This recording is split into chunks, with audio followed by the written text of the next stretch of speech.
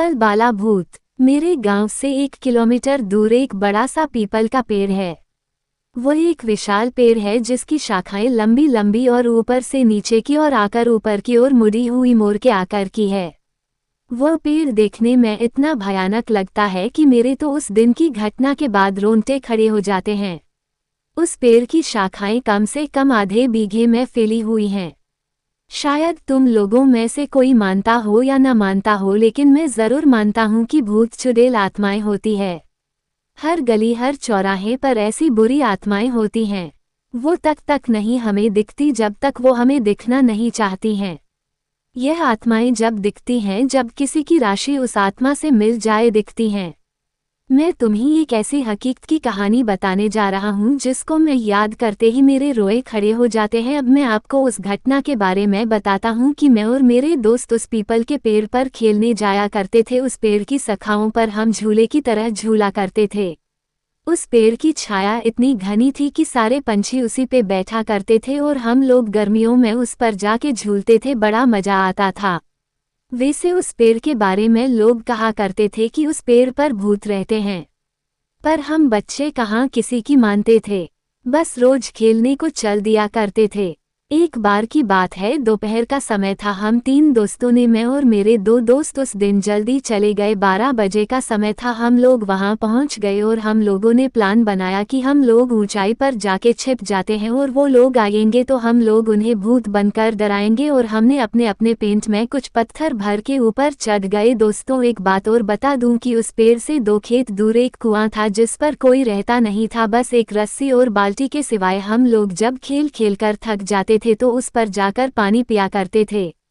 1 बजे का टाइम था। जब हम लोग इंतजार करके थक गए, वो लोग नहीं आए, तो हम में से एक ने कहा कि चलो पानी पी कर आते हैं। तो मैंने उनसे कहा कि मुझे प्यास नहीं लगी है, तुम लोग चले जाओ। दोस्तों, वो लोग उतरकर पानी पीने चले गए। दोपहर का समय था, सूर्य अपनी फुल तपन पर था। जोर जोर से लू चल रही थी और हवा के गोल गोल झुंड बनकर धूल उड़ाते हुए आ जा रहे थे। आप लोग जानते होंगे, गांव में इन हवा के गोलाकार को गंदूरा कहते हैं। एक ऐसा ही हवा का गोला मैंने पीपल की ओर आते हुए देखा। बड़ी धूल उड़ाए हुए वो आया और पीपल के सारे पत्ते आवाज करने लगे, खर खर, और कुछ टूट के गिरने लगे। धूल की वजह से तो मेरी आंखें बंद हो गई। सारे पंछी उड़ गए एकदम। मैंने जब आंखें खोली तो क्या देखता हूँ, एक काली सी शक्ल का बड़े बड़े बालों वाला और इतना डरावना इंसान मेरे सामने वाली डाली पर बैठा है। एकदम मेरे डर के मारे हाथ छूट गए और मैं नीचे जा गिरा। नीचे गिरते ही मैं बेहोश हो गया। जब मेरी आंखें खुली तो देखा कि मेरे दोस्त पानी पीकर लौट आए हैं। मुझे उठाकर उन्होंने मुझे बिठाया नीचे। पीपल के पत्ते काफी इकट्ठे हुए थे, इसलिए मेरे ज्यादा नहीं लगी, बस मेरे पैर से थोड़ा सा खून निकल आया था।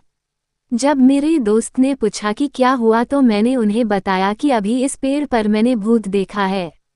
सारे दोस्त समझ रहे थे कि अजय हमें डराने की कोशिश कर रहा है। उन्होंने कहा, लगता है तुझे प्यास लगी और तू ऊपर से इसलिए गिर गया है। उन्होंने कहा, जा तू पानी पीकर आ, तब तक हम यही बैठे हैं। उनकी जिद की वजह से मुझे पानी पीने जाना पड़ा। मैं वैसे भी डरा हुआ था और मेरे हाथ पैर कांप रहे थे। मैं मन ही मन में सोच रहा था कि बस आज मैं यहाँ से निकल जाऊं, कल से मैं यहाँ नहीं आऊंगा। मैंने बाल्टी उठाई और कुएं में डाल दी। जैसे ही कुएं में बाल्टी पहुंची, एकदम से आवाज आई और वो आवाज ऐसे लग रही थी जैसे कोई पानी में बार बार कूद रहा हो। मैं और डर गया, जबकि रस्सी मैंने आराम से पकड़ रखी थी। तो यह आवाज कैसी? मैंने कुएं में जहाँ कर देखा, कुएं के पानी में मुझे वही चेहरा नजर आया। एकदम से मैं पीछे हटा, मुझसे कोई पीछे ऐसे टकराया कि मेरे तो होश उड़ गए और डर के मारे मेरे हाथ से रस्सी कुएं में जा गिरी।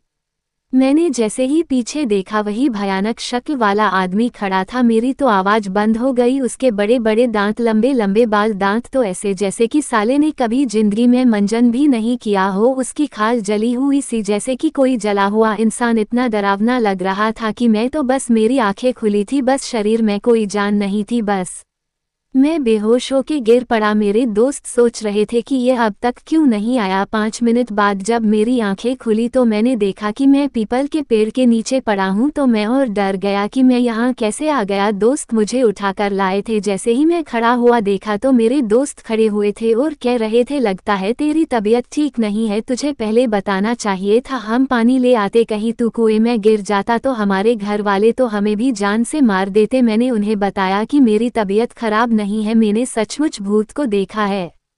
उन लोगों को विश्वास नहीं हो रहा था कि अजय, जो कि कभी भी भूत के बारे में बोलते थे तो वो कहता था कि भूत नहीं होते, मगर इसे आज हो क्या गया है जो हर बात पे भूत भूत लगाए हुआ है।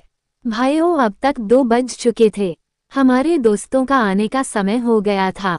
मेरे दोस्त ने कहा, चलो अब ऊपर चढ़ जाते हैं और उन लोगों को डराते हैं। मुझे डर तो लग रहा था, पर मैं दोस्तों के साथ ज्यादा ऊपर नहीं, बस थोड़ी ऊंचाई पर जाके बैठ गया। जब वो लोग आए तो हमने पत्थर फेंकने चालू किए और तब तक हुआ क्या, जोर से एक दंदूरा हवा का झोंका आया और सरे पीपल को उसने झकझोर दिया। हम लोगों को लगा जैसे कि कोई उसे झकझोर के उखाड़ने की कोशिश कर रहा हो। मेरे दोस्तों ने समझा कि भूत है इस पेड़ पर और वो सारे लोग डर कर भाग गए और हम बड़े ही खुश हुए कि आज तो इन्हें हमने डरा ही दिया। पर हमें क्या पता था कि वो कक्का भूत भी यह सब देख रहा है और उसने जोर से पेड़ को हिलाया। जैसे ही मेरे दोस्तों ने ये सब देखा, जल्दी जल्दी उतरने लगे। अब की बार तो उसकी आंखें लाल लाल, दांत होठों से बाहर। हम वहां से भागे। मैं तो डाली पकड़ के कूद पड़ा। मेरे दोस्त जिससे लटका वो डाली टूट गई और एकदम से नीचे गिरा। मैंने उसे उठाया तक नहीं, मैं वहां से भागा और मेरे दोस्त भी पीछे पीछे। बस फिर तो हमने मुड़कर नहीं देखा। घर आके ही हमने दम लिया। हमने देखा कि हमारा दोस्त नीरज नहीं दिख रहा है, तो हमने उसे उधर से लेटाते हुए देखा। वो आराम आराम से आ रहा था, उसकी आंखें लाल, हाव भाव बदले हुए नजर आ रहे थे। हमने उनसे पूछा कि नीरज क्या हुआ, तो उसने कुछ नहीं कहा, बस हमारी तरफ ऐसे ही नजरों से वह देखकर चला गया और जाकर सीधे अपनी चबूतरे पर जाकर बैठ गया। उसके हाव भाव बदले, आवाज भारी सी हो गई है। जब घर के सब लोगों ने उसे देखा और कहा, कहाँ गए थे तुम लोग, तब मेरे दोस्त सुरेश ने सारी बात बता दी। तब हमारे चाचा जी ने कहा, मैं हमेशा मन करता रहता हूँ इन लोगों को कि पीपल के पास मत जाया करो, पर ये लोग मानते ही नहीं। अब देखो इसका क्या हाल हुआ है।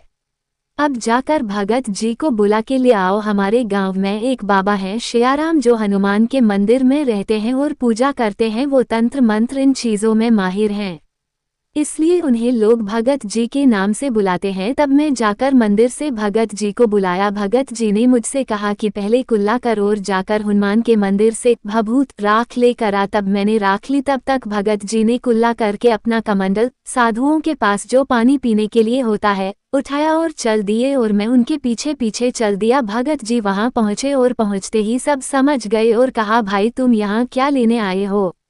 वो चुप रहा, कुछ बोला नहीं। तब भगत जी समझ गए कि तू ऐसे नहीं बताएगा। तब भगत जी ने धरती के पैर छूकर बैठकर मुझसे राख मांगी। मैंने उनको राख दे दी। तब उन्होंने कुछ मंत्र बोला कर उस राख को उसके ऊपर फेंक दिया और कुछ कमंडल से जल के छींटे मारे। तक उसका कान पकड़ के बोले, बता तूने इस लड़के को क्यों पकड़ रखा और कौन है तू और कहाँ से आया है।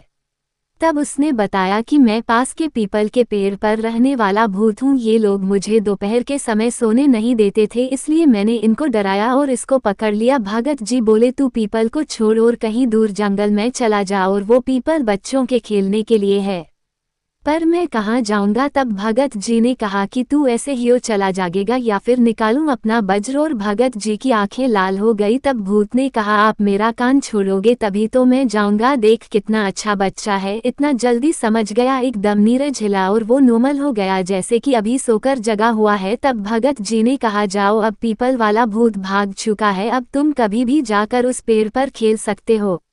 हाँ दोस्तों, एक बात बताना मैं भूल गया। जब भगत जी आंखों में जो चमक आई वो हनुमान जी थे और उन्हीं ने कहा था कि मैं वज्र से मारूं क्या तुझे। तो प्रेम से बोलिए, संकट मोचन हनुमान जी की जय। तब से हम लोग भूतों पर विश्वास करने लगे हैं और उनसे अब डर नहीं लगता। जब भी डर लगे तो